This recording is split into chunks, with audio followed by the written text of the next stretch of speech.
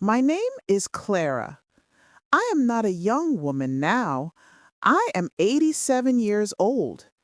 I have lived a very long life. I have seen many things in this world. Now, I am going to meet my son.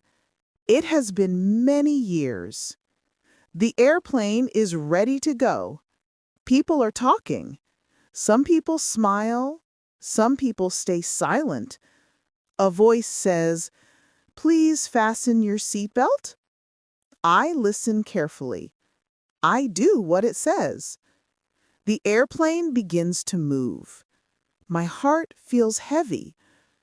Too many memories come back. I think about the last day I saw my son. He was still young. He had big hopes in his heart. He said, "Mom, I want to study. I want a better future." I told him, "Go, my son. Study well. Be strong." After that, he left. Years went by. I received letters. Later, phone calls came. But I never met him again. Now I hold a ticket. I have a seat. I know where I am going. I closed my eyes for a short time. I heard my son's voice in my mind. "Please come to see me, Mom." I answered in my heart, "Yes, my son. Now I will come." Suddenly, a voice breaks my thoughts. "Would you like something to drink?" I open my eyes. I see the air hostess. I reply, "Only water, thank you." She gives me a little cup. I hold it gently. The plane is calm now. I hear soft voices. I hear people walking, but my mind is far away. I remember my young days. Life was not easy. Life was very hard. I worked every single day. I helped my family with everything. I also had dreams inside me, but I waited. I waited for the right moment. Did I choose the correct path? Did I try hard enough? The airplane moves smoothly. My thoughts return to my son. Will he know me when he sees me? Will he still care about me? This trip is not only traveling to another place, this is a journey through my memories and my whole life. I was not always old. Once I was just a young girl. My family had no money. We had very little. Every day we worked hard. My father worked on the farm. My mother cooked and cleaned the house. I helped her daily. That was my life then. One day, I heard children reading. Their voices were clear and strong. They repeated me words. I wanted to learn too. I asked, "Father, can I go to school?" He looked at me. He shook his head slowly. "No, Clara. Girls do not need education. Girls must take care of home." I stayed quiet, but inside my heart, a small fire started. A question grew. Why? Why could boys study? Why not girls? At night, I listened to my brothers talking. They spoke about their school. They had books and papers. When they slept, I took one book quietly. I opened it slowly. I looked at the letters. I touched them with my finger. I whispered the sounds. I did not understand much, but I tried my best. My mother saw me one night. She said, "Clara, you should sleep now." I replied, "I want to learn." She sighed softly, but she didn't stop me. Time passed.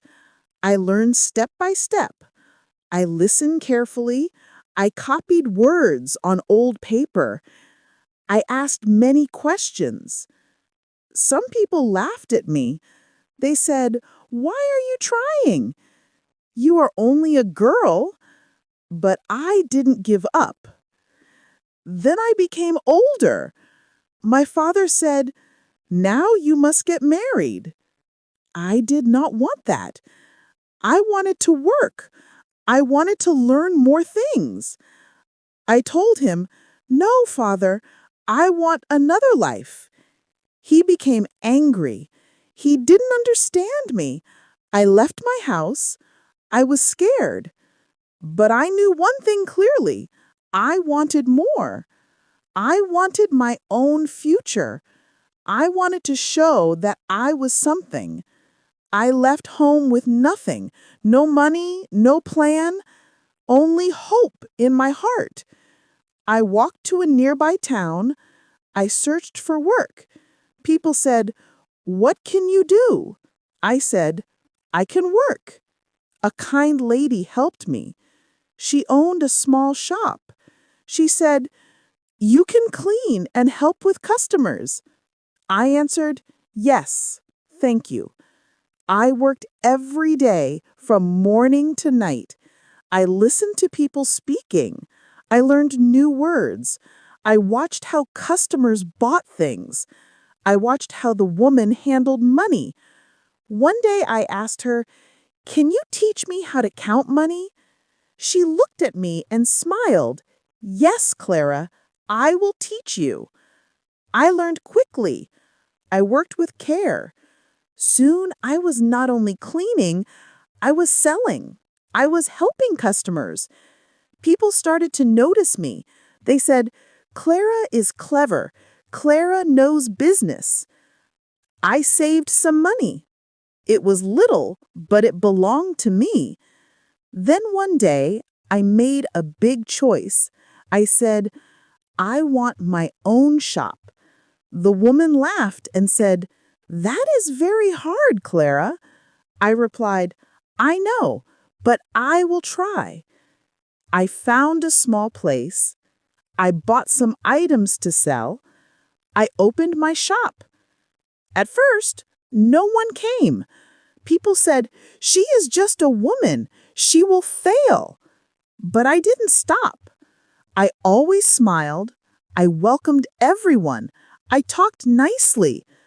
Slowly, people started coming. They bought small things first, then bigger ones. My shop began to grow. One day, a man came inside. He looked at me and said, "You are different. You are strong." I did not know what to say. He came again the next day, and again after that. One day he asked, "Will you marry me?" I remembered my father's words, "Time to marry." But this time, I had power. I was not weak. I was a woman with her own life. I looked at him and said, "Yes, but only if you respect me and my dreams." He smiled and said, "Yes, Clara." We got married. We worked together. Our business grew. Then we had a son. My dear son, Daniel. I held him close. I looked at his tiny face. I made a promise. I whispered, "You will have a better life.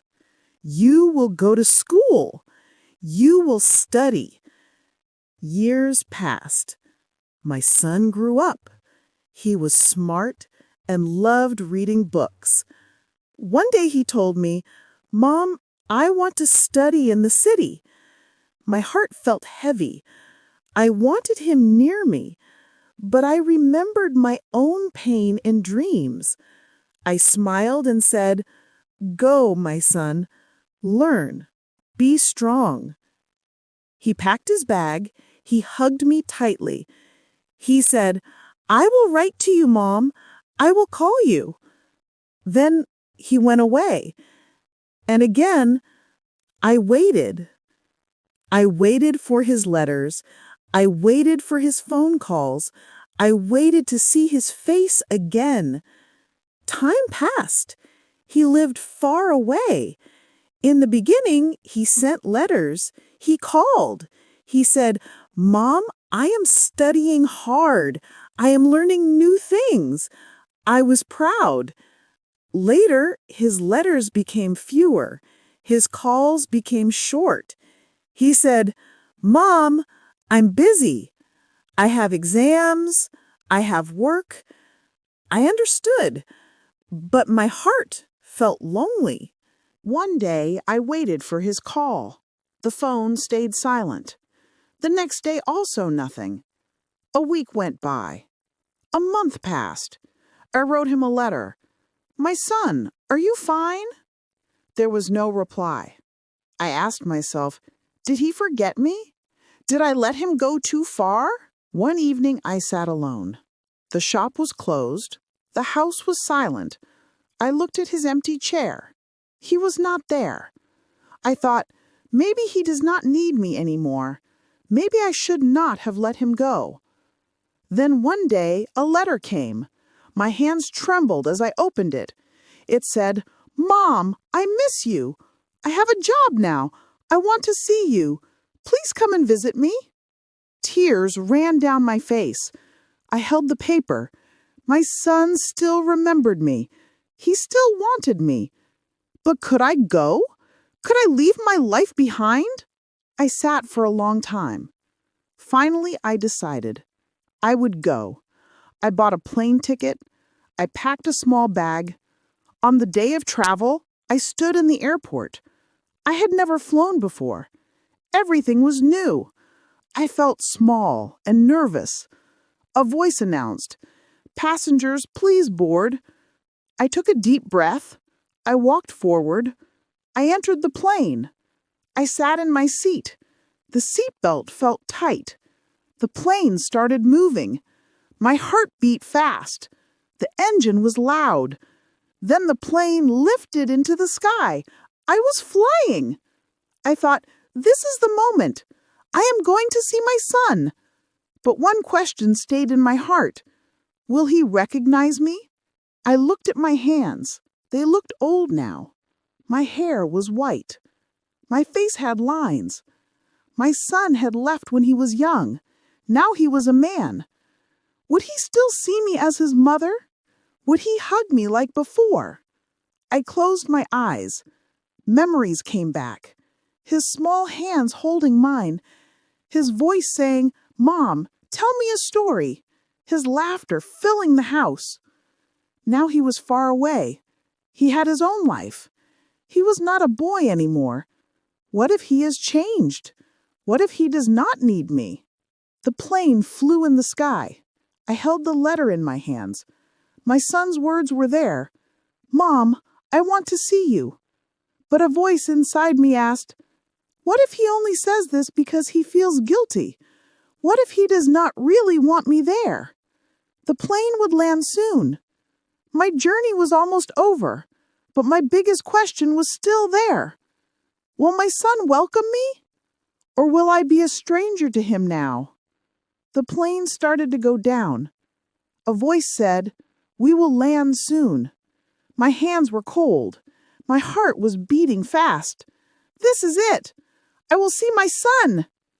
But I was afraid. I thought, what if he is not here? What if he changed his mind? The plane landed. People stood up. They took their bags. I sat for a moment. I took a deep breath. Then I stood up. I walked slowly.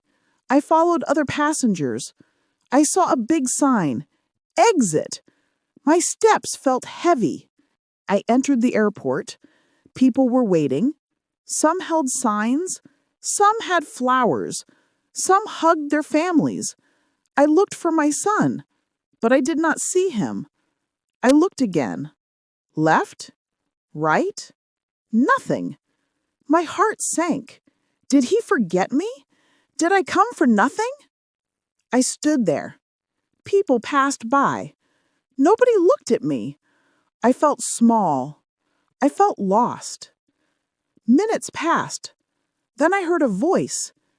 "Excuse me, ma'am, are you Clara?" I turned. A young woman stood there. She had a kind face. She held a phone. "Yes," I said. My voice was weak. She smiled. "Your son sent me. He could not come. He had an important meeting. He asked me to bring you to him." I felt something break inside me. My son was not here. I traveled all this way and he was not here. I nodded. "Okay." She took my bag. "Follow me." I walked with her. I did not say anything. We went outside. A car waited. She opened the door. "Please, get in." I sat. The door closed.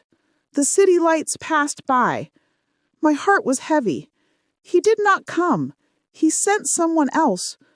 I wanted to cry, but I did not. The car stopped. The woman smiled. "We are here." I looked outside. It was a tall building. She opened the door. I stepped out. "Your son is waiting inside." I walked in. The elevator went up. The doors opened. I saw him. He stood there in a suit. He looked older, taller, stronger. But his face was still my son's face. I wanted to smile, but I waited. I wanted him to speak first. He looked at me. His mouth opened. Then he closed it. He stepped forward. Then he said, "Mom, I'm so sorry." His voice cracked. His eyes had tears. I did not expect this. I wanted to be here. I tried, but I could not come. I was afraid you would be angry. I looked at my son, my grown son. He was not a boy anymore. But now, in this moment, he looked like one. I smiled. I held his hands. "Daniel," I said, "I am here now." And at that moment, I knew he had not forgotten me. My son held my hands. His grip was strong, but his hands shook. His eyes had tears. I had not seen him cry since he was little. "Mom," he said again, softly, "I missed you." I looked at him. My son, the little boy who once held my hand on his first day of school, the boy who ran to me when he was scared. Now, he was a man with a suit, a job, a life. But now, he was still my son. "I missed you too," I said. My voice was calm. He sighed. "I thought you would be angry. I thought you would feel forgotten." I shook my head. "I waited for you, yes, but I knew you were working hard. I knew you were building your future. That is what I wanted for you." He closed his eyes for a second. Then he looked at me. "Mom, I should have visited you. I should have called more." I smiled. "I am here now. That is what matters." He let go of my hands and stepped back. "Come, let's go home." "Home?" I asked. "Yes," he said, smiling. "My home is now your home." We walked out together. The air was cool. The city lights were bright. Everything was new, but something inside me felt the same. I was not just a visitor. I was not just an old woman from far away. I was still a mother. We got into his car. As we drove, he talked. He told me about his job, his dreams, his struggles. He asked me about my life. "How was the store, Mom? How was everything?" I laughed. "The store is fine, but business is not easy as before." He smiled. "Maybe I can help." I looked at him. My son now offered help. Time had changed things, but love had not changed. We arrived at his home. It was big, clean, and beautiful. He opened the door. "Come in, Mom." I stepped inside. The house was warm. On the table was food, my favorite food. He looked at me. I cooked for you. My heart was full. Thank you, Daniel. We sat together, we ate, we talked, we laughed. Then, as night became quiet, he said, Mom, I learned everything from you. You taught me to work hard. You taught me to dream. You taught me to never give up. I felt tears in my eyes. I always wondered if I had done enough, if I made the right choices, if my son still needed me. Now I knew the answer. I reached across the table and held his hand. Life always moves, but love never changes. He smiled. Yes, Mom. Now we were together again. I nodded. I was home. As I sit here in my son's home, I think about my life. The long years, the hard times, the choices I made. I was once a girl with no voice, a girl who wanted to learn, a girl who wanted more. People told me, you can't. But I did. I want you to think about my story, about my journey. Maybe you have dreams you are afraid to follow. Maybe you are waiting for someone to return. Maybe you feel forgotten. But listen to me. You are stronger than you think. You are more important than you believe. You are not alone. So do not be afraid. Move forward. Believe in yourself. And never forget, love always finds a way.